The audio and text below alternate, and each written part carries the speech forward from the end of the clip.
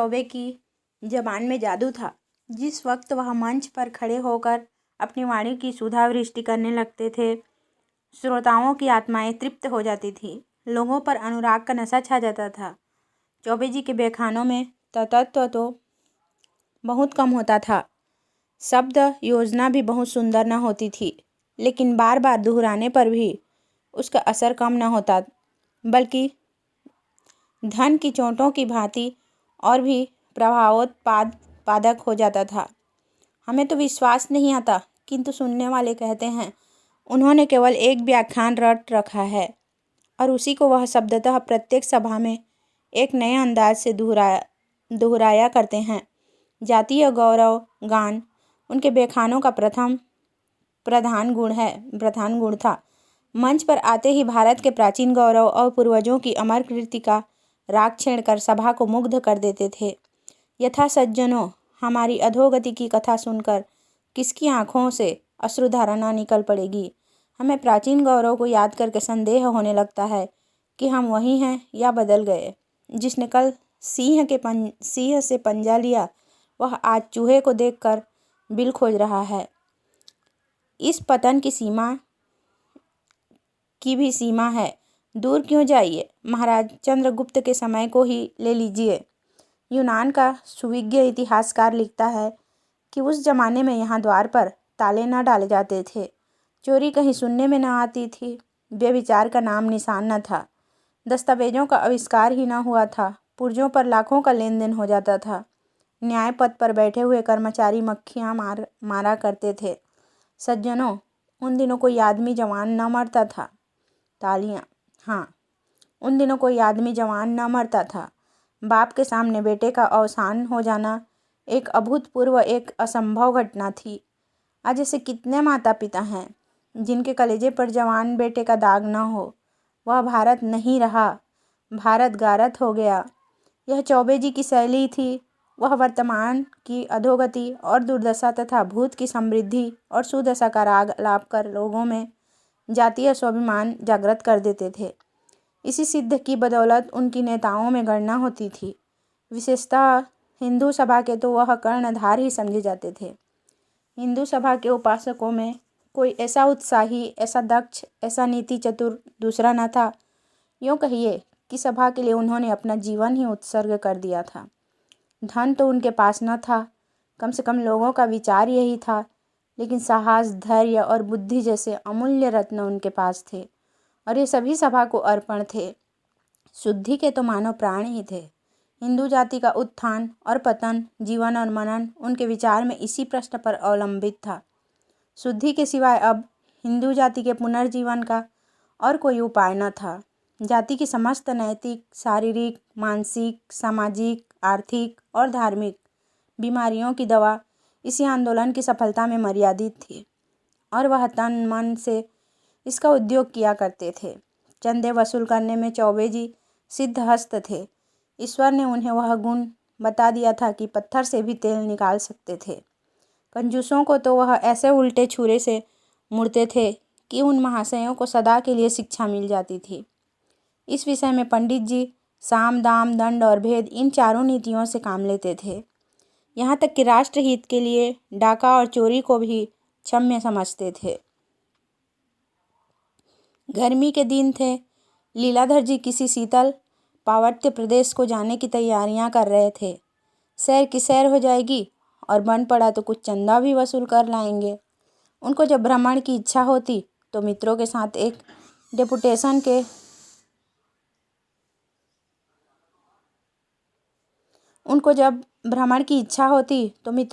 एक डेपुटेशन के रूप में निकल खड़े होते।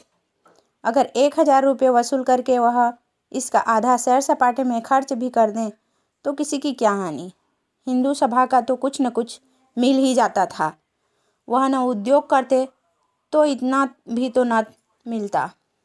पंडित जी ने अब की सपरिवार जाने का निश्चय किया था।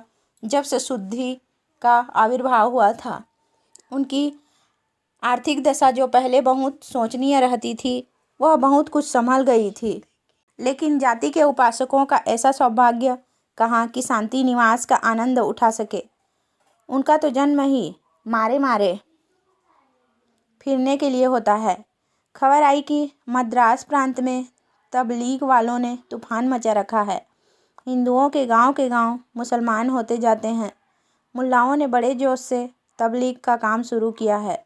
अगर हिंदू सभा ने इस प्रवाह को रोकने की आयोजना न की तो सारा प्रांत हिंदुओं से शून्य हो जाएगा।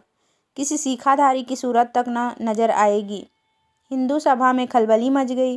तुरंत एक विशेष अधिवेशन हुआ और नेताओं के सामने यह समस्या उपस्थित की गई। बहुत सोच विचार के बाद निश्चय हुआ कि चौबे जी पर इस कार्य का भार रखा जाए। उनसे प्रार्थना किया जाए कि वह तुरंत मद्रास चले जाएं और धर्म विमुख बंधुओं का उद्धार करें। कहने ही की देरी थी। चौबे जी तो हिंदू जाति की सेवा के लिए अपने को अर्पण ही कर चुके थे। पर्वत यात्रा का विचार रोक दिया और मद्रास जाने को तैयार हो गए। हिंदू सभा के मंत्री ने आंखों में आंसू भरकर उनसे विनय की कि महाराज, यह बीड़ा आप ही उठा सकते हैं। आप ही को परमात्मा ने इतनी सामर्थ्य दी है। आपके सिवा ऐसा कोई दूसरा मनुष्य भारतवर्ष में नहीं है जो इस घोर विपत्ति में काम आए। जाति की दीनहीन दशा पर दया कीजिए। चौबे जी इस प्रार्थना को अस्वीकार न कर सके। फौरन सेवकों की एक मंडली बनी और पंडित जी के नेतृत्व में रवाना हुई। हिंदू सभा ने उसे बड़ी धूम से विदाई का भोज दिया। एक उदार रईस ने चौबे जी को एक थैली भेंट की और रेलवे स्टेशन पर हजारों आदमी उन्हें विदा करने आए। यात्रा का वृतांत लिखने की जरूरत नहीं। हर एक बड़े स्टेशन पर सेवकों का सम्मानपूर्ण स्वागत हुआ। कई जगह थैलियाँ मिली। रतलाम की रियासत ने एक सामियाना भेंट किया। बड़ौदा ने एक मोटर दी कि सेवकों को पैदल चलने का कष्ट न उठाना पड़े। यहाँ तक कि मद्रास पहुँचते पहुँचते सेवा दल के पास एक माकूल रकम के अतिरिक्त ज़रूरत की कितनी चीज़ें जमा हो गई। वहाँ आबादी से दूर खुले हुए मैदान में हिंदू सभा का पड़ाव पड़ा। सामियाने पर राष्ट्रीय झंडा लहराने लगा। सेवकों ने अपनी अपनी वर्दियाँ निकाली। स्थानीय धन कुबेरों ने दावत के सामान भेजे। रावटियाँ पड़ गई। चारों ओर ऐसी चहल पहल हो गई मानो किसी राजा का कैंप हो। रात के 8 बजे थे। अछूतों की एक बस्ती के समीप सेवक दल का कैंप गैस के प्रकाश से जगमगा रहा था। कई हजार आदमियों का जमाव था, जिसमें अधिकांश अछूत ही थे। उनके लिए अलग टाट बिछा दिए गए थे। ऊंचे वर्ण के हिंदू कालीनों पर बैठे हुए थे। पंडित लीलाधर का धुआंधार व्याख्यान हो रहा था। तुम मुनि ऋषियों की संतान हो, जो आकाश के नीचे एक नई सृष्टि की रचना कर सकते थे, जिनके न्याय, बुद्धि और विचार शक्ति के सामने आज सारा संसार सिर झुका रहा है। सहसा एक बूढ़े अछूत ने उठकर पूछा, हम लोग भी उन्हीं ऋषियों की संतान हैं। लीलाधर, निसंदेह तुम्हारी धमनियों में भी उन्हीं ऋषियों का रक्त दौड़ रहा है। और यद्यपि आज का निर्दयी, कठोर, विचारहीन और संकुचित हिंदू समाज तुम्हें अवहेलना की दृष्टि से देख रहा है, तथापि तुम किसी हिंदू से नीच नहीं हो, चाहे वह अपने काम को कितना ही ऊंचा समझता हो। बूढ़ा, तुम्हारी सभा हम लोगों की सुधि क्यों नहीं लेती? लीलाधर, हिंदू सभा का जन्म अभी थोड़े ही दिन हुआ है और इस अल्पकाल में उसने जितने काम किए हैं उस पर उसे अभिमान हो सकता है। हिंदू जाति शताब्दियों के बाद गहरी नींद से चौंकी है और अब वह समय निकट है जब भारतवर्ष में कोई हिंदू किसी हिंदू को नीच न समझेगा, जब ये सब एक दूसरे को भाई समझेंगे। श्री रामचंद्र ने निषाद को छाती से लगाया था, सबरी के झूठे बेर खाए थे। बूढ़ा, आप जब इन्हीं महात्माओं की संतान हैं तो फिर ऊंच नीच में क्यों इतना भेद मानते हैं? लीलाधर, इसलिए कि हम पतित हो गए हैं, अज्ञान में पड़कर उन महात्माओं को भूल गए हैं। बूढ़ा, अब तो आपकी निद्रा टूटी है, हमारे साथ भोजन करोगे? लीलाधर, मुझे कोई आपत्ति नहीं है। बूढ़ा, मेरे लड़के से अपनी कन्या का विवाह कीजिएगा। लीलाधर, जब तक तुम्हारे जन्म संस्कार न बदल जाएं, जब तक तुम्हारे आहार व्यवहार में परिवर्तन न हो जाए, हम तुमसे विवाह का संबंध नहीं कर सकते। मांस खाना छोड़ो, मदिरा पीना छोड़ो, शिक्षा ग्रहण करो, तभी तुम उच्च वर्ण के हिंदुओं में मिल सकते हो। बूढ़ा, हम कितने ही ऐसे कुलीन ब्राह्मणों को जानते हैं जो रात दिन नशे में डूबे रहते हैं, मांस के बिना कौर नहीं उठाते, और कितने ही ऐसे हैं जो एक अक्षर भी नहीं पढ़े हैं, पर आपको उनके साथ भोजन करते देखता हूँ। उनसे विवाह संबंध करने में आपको कदाचित इनकार न होगा। जब आप खुद अज्ञान में पड़े हुए हैं तो हमारा उद्धार कैसे कर सकते हैं? आपका हृदय अभी तक अभिमान से भरा हुआ है। जाइए, अभी कुछ दिन और अपनी आत्मा का सुधार कीजिए। हमारा उद्धार आपके किए न होगा। हिंदू समाज में रहकर हमारे माथे से नीचता का कलंक न मिटेगा। हम कितने ही विद्वान, कितने ही आचारवान हो जाएं, आप हमें यूं ही नीच समझते रहेंगे। हिंदुओं की आत्मा मर गई है और उसका स्थान अहंकार ने ले लिया है। हम अब देवता की शरण जा रहे हैं। जिनके मानने वाले हमसे गले मिलने को आज ही तैयार हैं, वे यह नहीं कहते कि तुम हम अपने संस्कार बदल कर आओ। हम अच्छे हैं या बुरे, वे इसी दशा में हमें अपने पास बुला रहे हैं। आप अगर ऊंचे हैं तो ऊंचे बने रहिए, हमें उड़ना न पड़ेगा। लीलाधर, एक ऋषि संतान के मुंह से ऐसी बातें सुनकर मुझे आश्चर्य हो रहा है। वर्ण भेद तो ऋषियों ही का किया हुआ है, उसे तुम कैसे मिटा सकते हो? बूढ़ा, ऋषियों को मत बदनाम कीजिए। यह सब पाखंड आप लोगों का रचा हुआ है। आप कहते हैं तुम मदिरा पीते हो, लेकिन आप मदिरा पीने वालों की जूतियां चाटते हैं। आप हमसे मांस खाने के कारण घिनते हैं, लेकिन आप गौ मांस खाने वालों के सामने नाक रगड़ते हैं। इसलिए न कि वे आपसे बलवान हैं। हम भी आज राजा हो जाएं तो आप हमारे सामने हाथ बांध खड़े होंगे। आपके धर्म में वही ऊंचा है जो बलवान है, वही नीच है जो निर्बल है। यही आपका धर्म है। यह कहकर बूढ़ा वहाँ से चला गया और उसके साथ ही और लोग भी उठ खड़े हुए। केवल चौबे जी और उनके दल वाले मंच पर रह गए। मानो मंच गान समाप्त हो जाने के बाद उसकी प्रतिध्वनि वायु में गूंज रही हो। तबलीग वालों ने जब से चौबे जी के आने की खबर सुनी थी, इस फिक्र में थे कि किसी उपाय से इन सबको यहाँ से दूर करना चाहिए। चौबे जी का नाम दूर दूर तक प्रसिद्ध था। जानते थे यह यहाँ जम गया तो हमारी सारी की कराई मेहनत व्यर्थ हो जाएगी। इसके कदम यहाँ जमने न पाए। मुल्लाओं ने उपाय सोचना शुरू किया।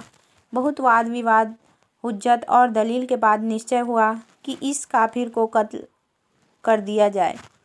ऐसा सवाल लूटने के लिए आदमियों की क्या कमी? उसके लिए तो जन्नत का दरवाज़ा खुल जाएगा। हूरें उसकी बलाएं लेंगी, फरिश्ते उसके कदमों की खाक का सुरमा बनाएंगे, रसूल उसके सर पर बरकत का हाथ रखेंगे, खुदा बंद करीम उसे सीने से लगाएंगे और कहेंगे, तू मेरा प्यारा दोस्त है। दो हट्टे कट्टे जवानों ने तुरंत बीड़ा उठा लिया। रात के 10 बज गए थे। हिंदू सभा के कैंप में सन्नाटा था।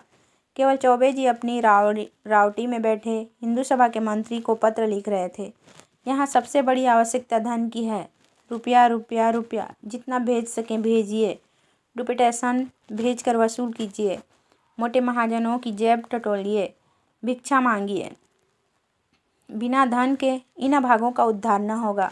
जब तक कोई पाठशाला न खुले, कोई चिकित्सालय न स्थापित हो, कोई वाचनालय न हो, इन्हें कैसे विश्वास आएगा कि हिंदू सभा उनकी हित चिंतक है?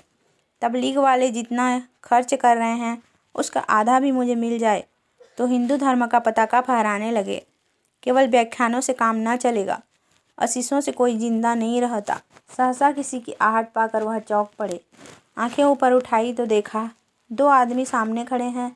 पंडित जी ने शंकित होकर पूछा, तुम कौन हो? क्या काम है? उत्तर मिला, हम इजराइल के फरिश्ते हैं, तुम्हारी रूह कब्ज करने आए हैं। इजराइल ने तुम्हें याद किया है। पंडित जी यो बहुत ही बलिष्ठ पुरुष थे। उन दोनों को एक धक्के में गिरा सकते थे। प्रातःकाल 3 पाव मोहन भोग और 2 सेर दूध का नाश्ता करते थे। दोपहर के समय पाव भर घी दाल में खाते। तीसरे पहर दूधिया भंग छानते, जिसमें सेर भर मलाई और आधा सेर बादाम मिली रहती। रात को डट कर ब्यालू करते, क्योंकि प्रातःकाल तक फिर कुछ न खाते थे। इस पर तुर्रा यह है कि पैदल पग भर भी न चलते थे। पालकी मिले तो पूछना ही क्या।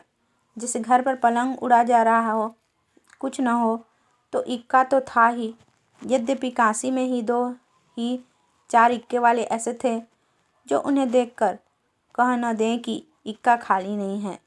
ऐसा मनुष्य नर्म अखाड़े में पट पड़ कर ऊपर वालों पहलवान को थका सकता था। चुस्ती और फुर्ती के अवसर पर तो वह रेत पर निकला हुआ कछुआ था।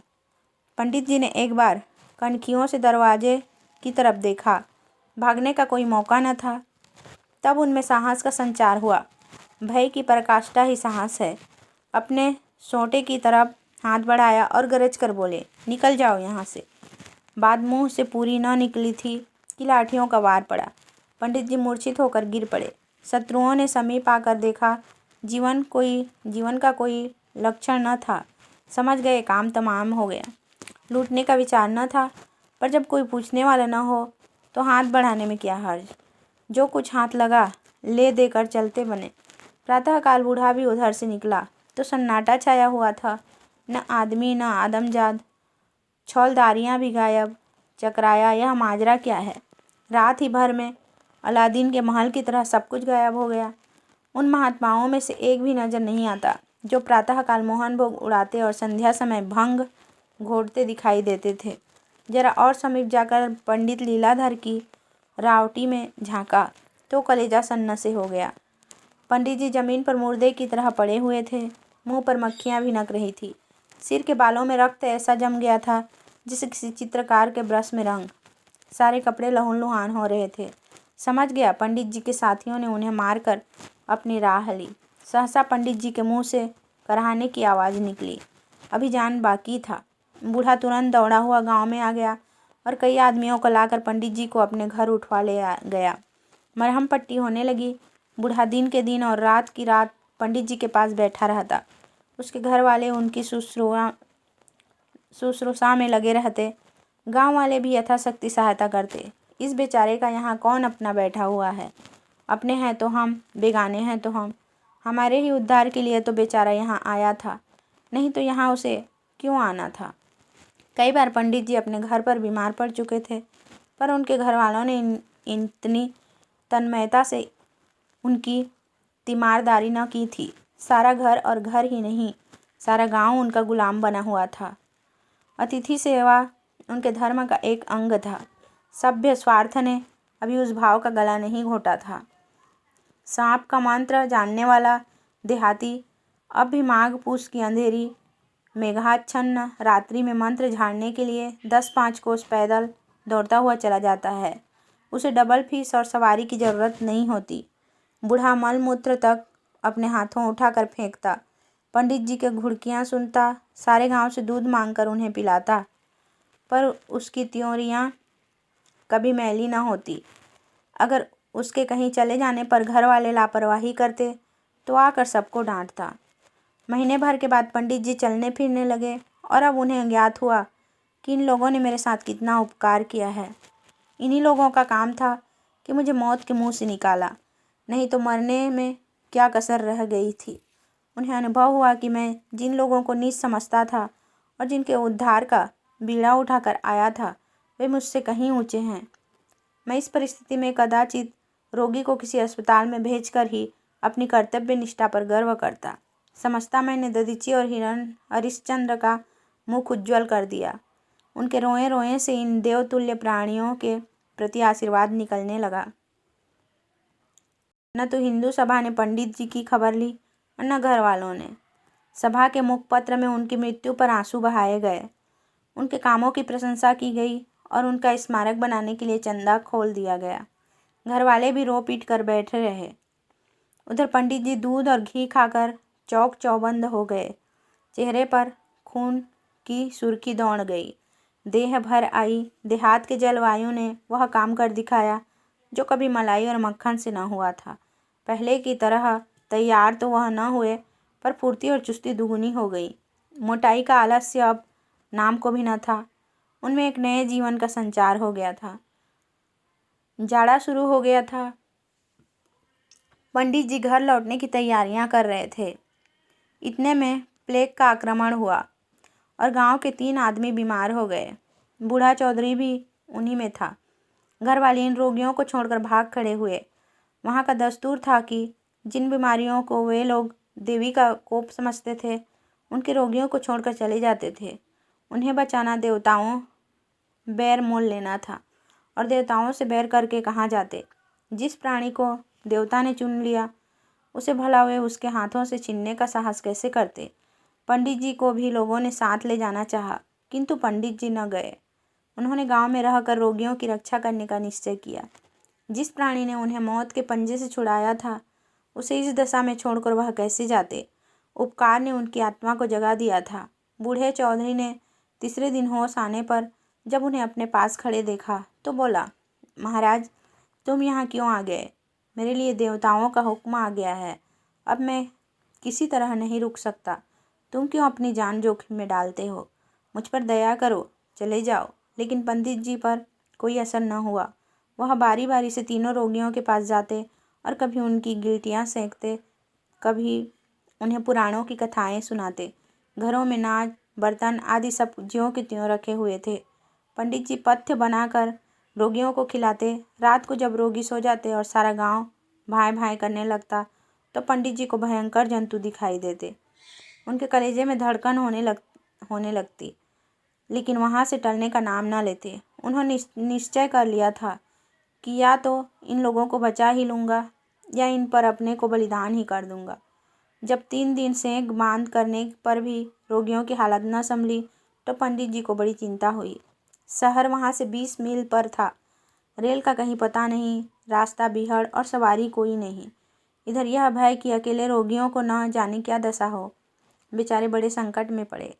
अंत को चौथे दिन पहर रात रहे। वह अकेले शहर को चल दिए और 10 बजते बजते वहाँ जा पहुँचे। अस्पताल से दवा लेने में बड़ी कठिनाई का सामना करना पड़ा। गंवारे से अस्पताल वाले दवाओं का मनमाना दाम वसूल करते थे। पंडित जी को मुफ्त क्यों देने लगे? डॉक्टर ने मुंशी से कहा, दवा तैयार नहीं है। पंडित जी ने गिड़गिड़ा कर कहा, सरकार, बड़ी दूर से आया हूँ। कई आदमी बीमार पड़े हैं, दवा न मिलेगी तो सब मर जाएंगे। मुंशी ने बिगड़ कर कहा, क्यों सिर खाए जाते हो? कह तो दिया दवा तैयार नहीं है, न तो इतनी जल्दी हो ही सकती है। पंडित जी अत्यंत दीन भाव से बोले, सरकार, ब्राह्मण हूँ, आपके बाल बच्चे को भगवान चिरंजीव करे, दया कीजिएगा, आपका अगबाल चमकता रहे। रिश्वती कर्मचारी में दया कहाँ? वे तो रुपयों के गुलाम हैं। जो पंडित जी उनकी खुशामद करते थे वह और भी झल्लाता था।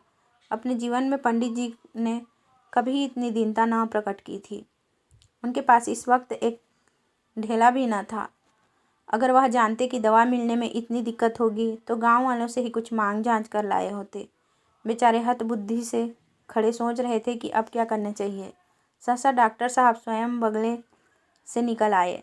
पंडित जी लपक कर उनके पैरों पर गिर पड़े और करुण स्वर में बोले, दीन बंधु, मेरे घर के 3 आदमी ताउन में पड़े हुए हैं, बड़ा गरीब हूँ, सरकार कोई दवा मिले। डॉक्टर साहब के पास ऐसे गरीब लोग नित्य आया करते थे। उनके चरण पर किसी का गिर पड़ना, उनके सामने पड़े हुए आता नाद करना उनके लिए कुछ नई बातें न थी।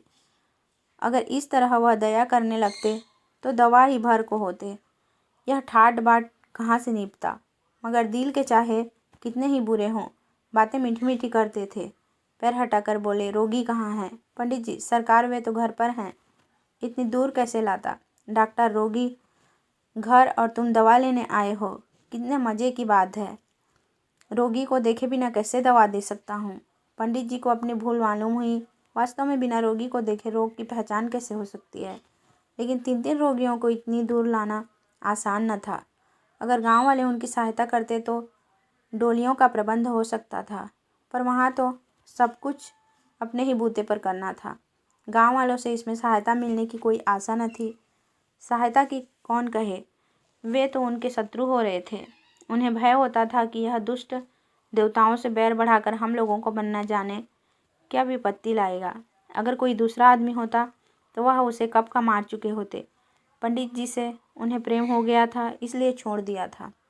यह जवाब सुनकर पंडित जी को कुछ बोलने का साहस तो न था, पर कलेजा मजबूत करके बोले, सरकार, अब कुछ नहीं हो सकता। डॉक्टर, अस्पताल से दवा नहीं मिल सकती, हम अपने पास से दाम लेकर दवा दे सकते हैं। पंडित जी, यह दवा कितने की होगी सरकार?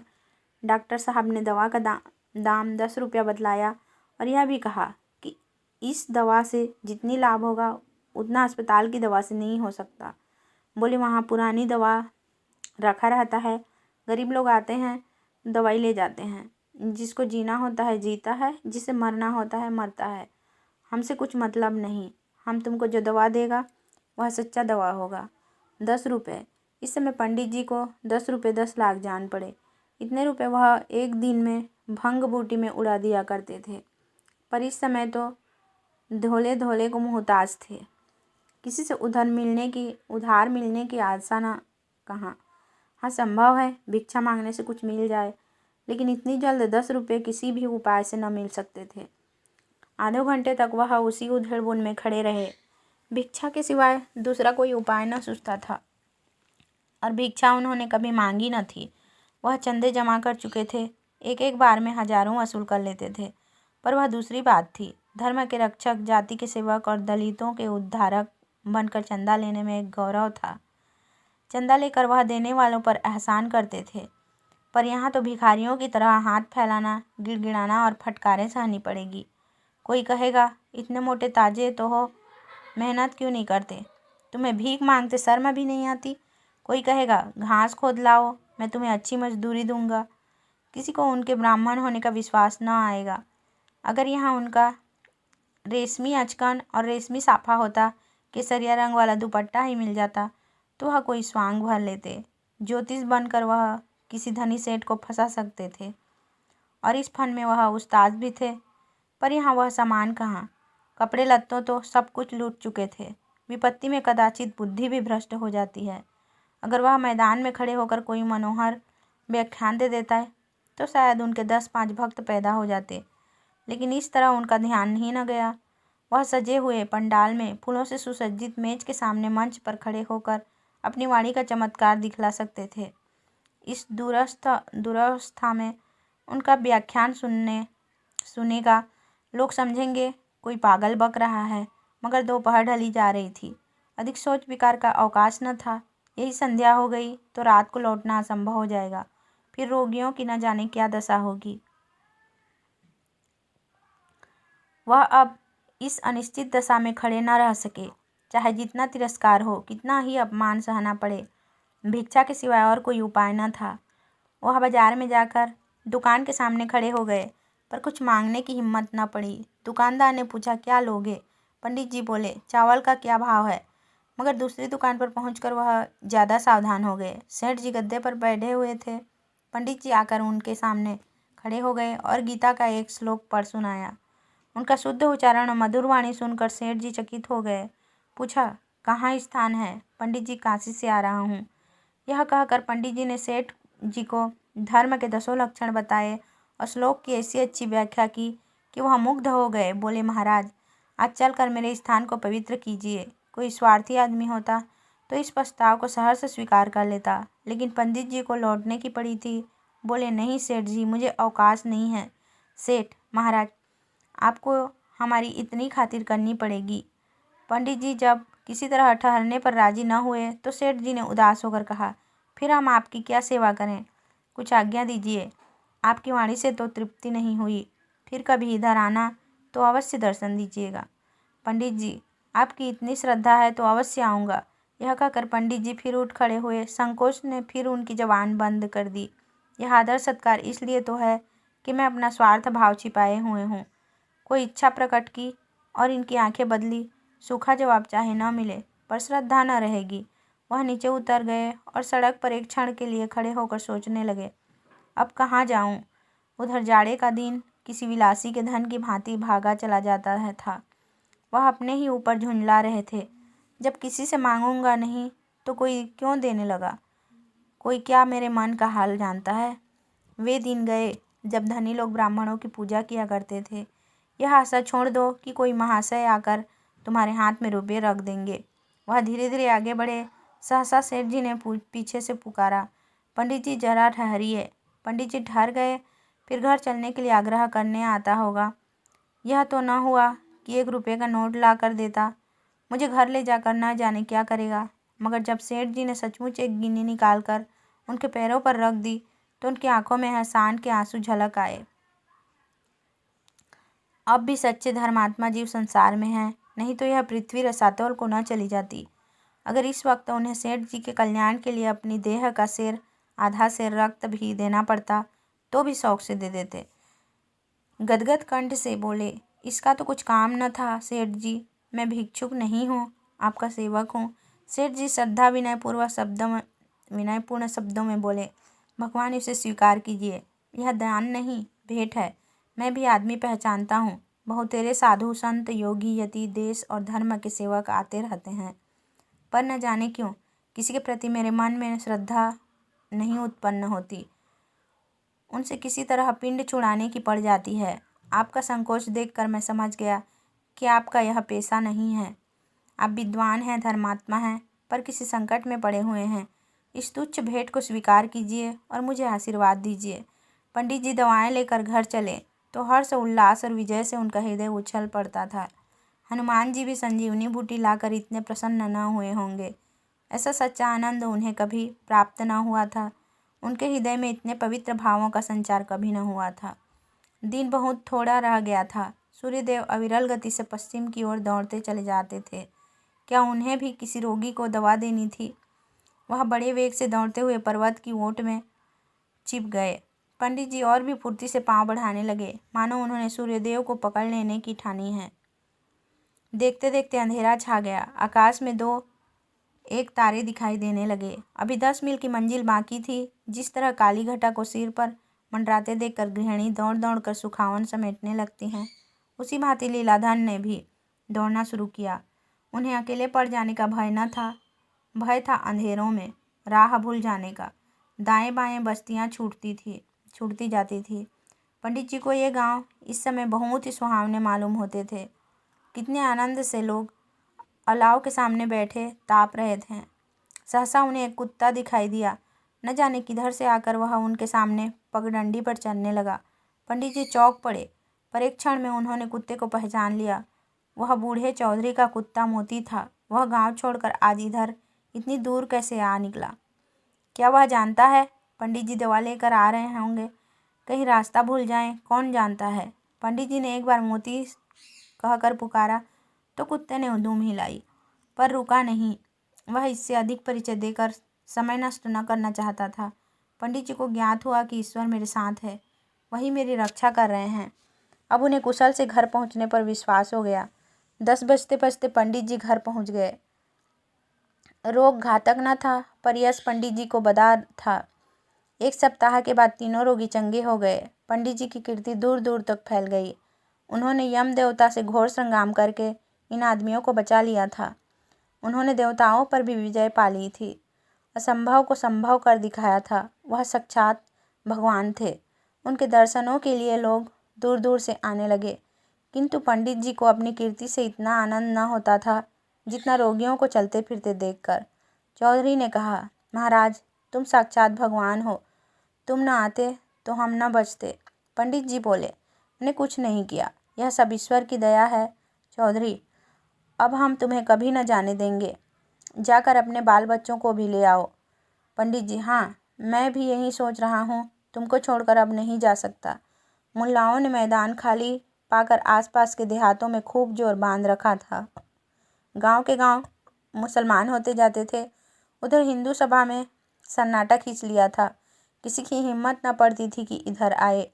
लोग दूर बैठे हुए मुसलमानों पर गोला बारूद चला रहे थे। इस हत्या का बदला कैसे लिया जाए, यही उनके सामने सबसे बड़ी समस्या थी। अधिकारियों के पास बार बार प्रार्थना पत्र भेजे जा रहे थे कि इस मामले की छानबीन की जाए, और बार बार यही जवाब मिलता था कि हत्याकारियों का पता नहीं चलता। उधर पंडित जी के स्मारक के लिए चंदा भी जमा किया जा रहा था, मगर इस नई ज्योति ने मुल्लाओं का रंग फीका कर दिया। वहाँ एक ऐसे देवता का अवतरण हुआ था जो मुर्दों को जिला देता था, जो अपने भक्तों के कल्याण के लिए अपने प्राणों का बलिदान कर सकता था।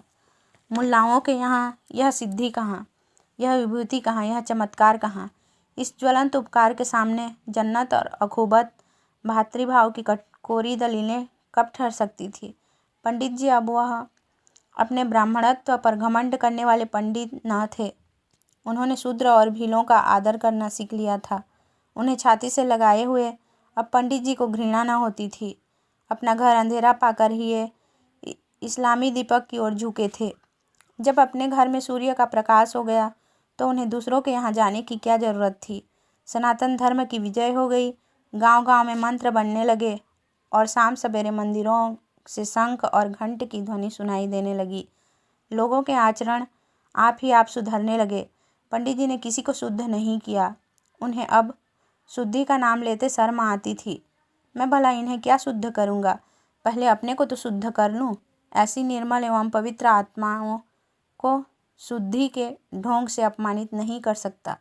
यह मंत्र था जो उन्होंने उन चंडालों से सीखा था और इसी बल से वह अपने धर्म की रक्षा करने में सफल हुए थे। पंडित जी अभी जीवित हैं, पर अब सपरिवार उसी प्रांत में उन्हीं भीलों के साथ रहते हैं।